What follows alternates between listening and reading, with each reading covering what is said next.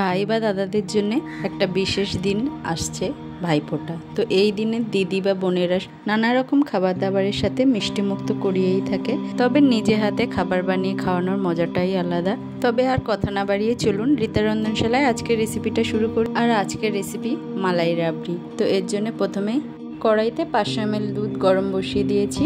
আর একটা ফ্রাই প্যানের মধ্যে 1 কাপ দুধ গরম বসাবো। প্যানের দুধটা ফুটে উঠলে এর মধ্যে 1 চামচ ঘি আর 2 টেবিল চামচ চিনি দিয়ে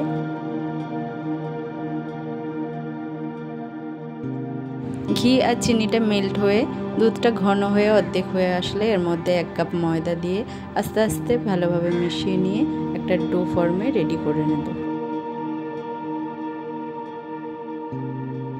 এদিকে কড়াইতে মালাই বানানোর জন্য যে দুধটা গরম বসিয়ে দিয়েছিলাম, দুধটা ঘন হয়ে আসলে এর মধ্যে মিষ্টির জন্য 1/2 কাপের থেকে একটু বেশি বাতাসা দিয়ে দেবো। আপনারা চাইলে এখানে বাতাসার বদলে চিনিটাও ব্যবহার করতে পারেন।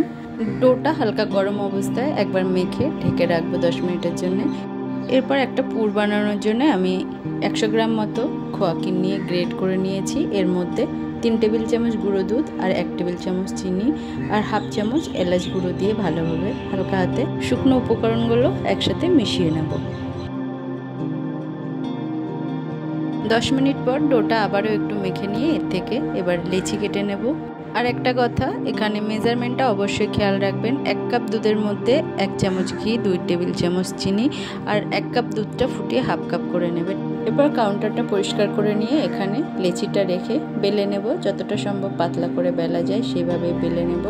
ডোটা শক্ত করে মাখার জন্য সাইডটা পুরো প্লেন হয়নি, এর জন্য পিৎজা কাটার দিয়ে সাইডটা সমানভাবে কেটে এটাকে শেপ দিয়ে নেব। স্কোয়ার শেপে কেটে নিয়ে এর মাঝখানে পুর রেখে একটার উপরে আর একটা শীট বসিয়ে দিয়ে পকেটে শেপ দিয়ে নেব।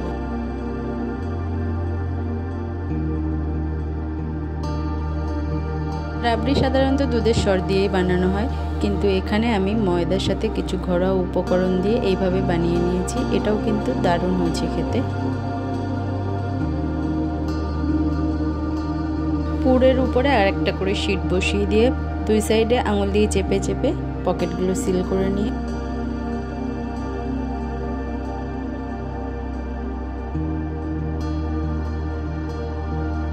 পুর ভরার পরে এক্সট্রা পোর্শনগুলো পিৎজা কাটার দিয়ে সাইড থেকে কেটে বাদ দিয়ে দেব।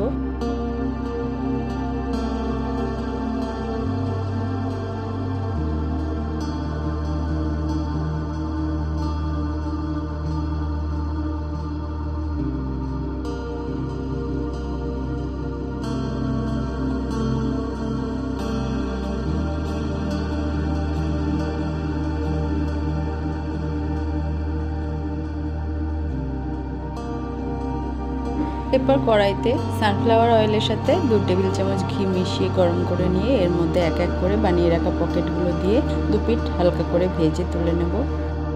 তো বন্ধুরা, আজকের এই মালাই রাবড়ির রেসিপিটা যদি আপনাদের ভালো লাগে অবশ্যই লাইক, কমেন্ট আর শেয়ার করতে ভুলবেন না।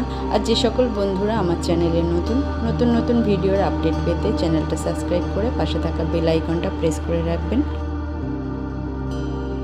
এরপর বানিয়ে রাখা রাবড়ির মধ্যে 1 চামচ স্যাফরান এসেন্স মিশিয়ে নিয়ে এর মধ্যে ভেজে রাখা পকেটগুলো দিয়ে 1 মিনিট ফুটিয়ে নিলেই রেডি হয়ে যাবে মালাই রাবড়ি। আর এখানে মালাইটা কিন্তু খুব বেশি ঘন করা যাবে না, একটু পাতলার মধ্যেই রাখতে হবে। চ্যানেলটা সাবস্ক্রাইব করুন। ধন্যবাদ।